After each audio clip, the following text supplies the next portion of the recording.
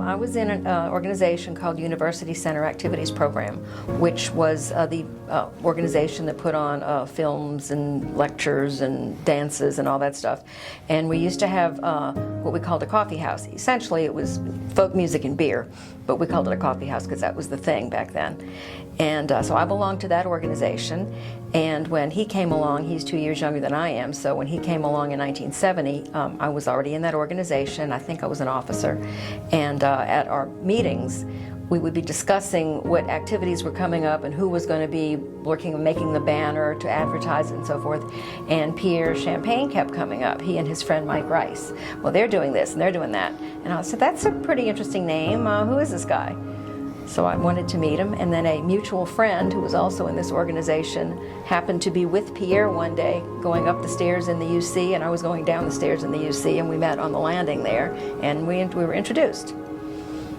And at one of the next coffee houses that came along, which was within a few days of that, I asked him for a ride back to the dorm, because I lived way over at Bienville Hall. We'd have to walk back there.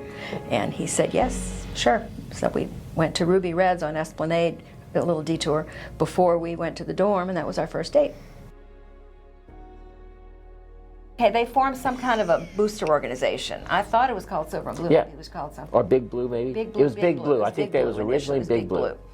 And the Big Blue people would come upstairs to a room up here at halftime to socialize, and we thought that was, I thought that was kind of cool.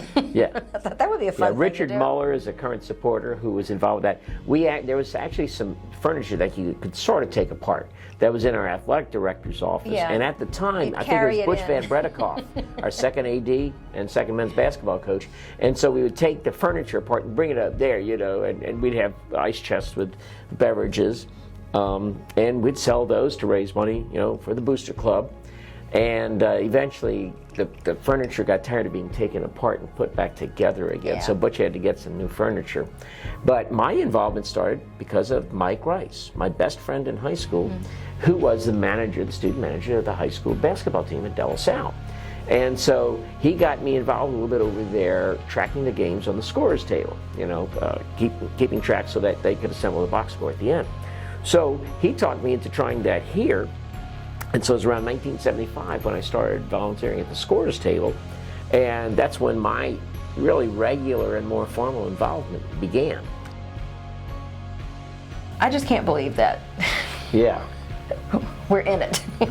Yeah, we're in a state of disbelief right We've now. just been, you know, showing up for all these years.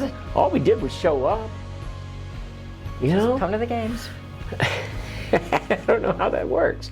Yeah, all of a sudden, all this is. I mean, it's very special, but on. it's just yeah. kind of strange.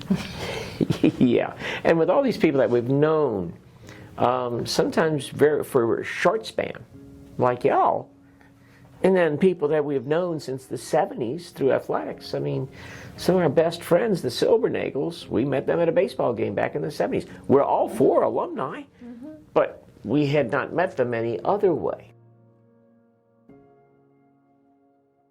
Well, everybody, but you know, when you think about those who are still kicking right now, John especially, well, John, I'm thinking Mace. We wouldn't be here right now, probably. Yeah. You know, what he did when he gave Cheryl that opportunity, and she wittingly or unwittingly took it. It was a life-changing event. I Yes. mean, after Katrina, I wouldn't have had anywhere to live. Sharon and her husband owned apartments That on didn't get Wren flooded. Street that did not get flooded. So when we were getting helicoptered out to the airport to get put on a plane to wherever, I saw that the apartments were dry, and you know, where we live now was dry. So I knew we'd have a place to live. And if Sharon hadn't been my cheerleader, I wouldn't have known her. I If wouldn't Cheryl have had hadn't an been the in. advisor, Yeah. if Mace hadn't asked her, Right. So if we hadn't been showing Mace, up, yeah, Mace was the for he Mace was to be aware of a us. definite life-changing person Yeah. for me. yeah. As far as current people, administrators and so forth, John Niccolo, I just think the world of him. I mean, Yeah, and I really like Tim's style too, and the staff that he assembles. In spite of, you know, somebody comes in who's really good, you know that they'll eventually move on. That happens in our engineering group at AT&T. Nonetheless, you bring in the best, Tim Floyd's motto. You know, he only wanted to hire people who would become head coaches, knowing that he would have them a shorter time, but knowing that while they were here, he would have the best. And so that's why I'm really thrilled with what Tim has built with you and others about bringing in this higher, much higher level of perspective, expertise, knowledge, experience than was typical in previous decades. And we have seen every athletic department since the beginning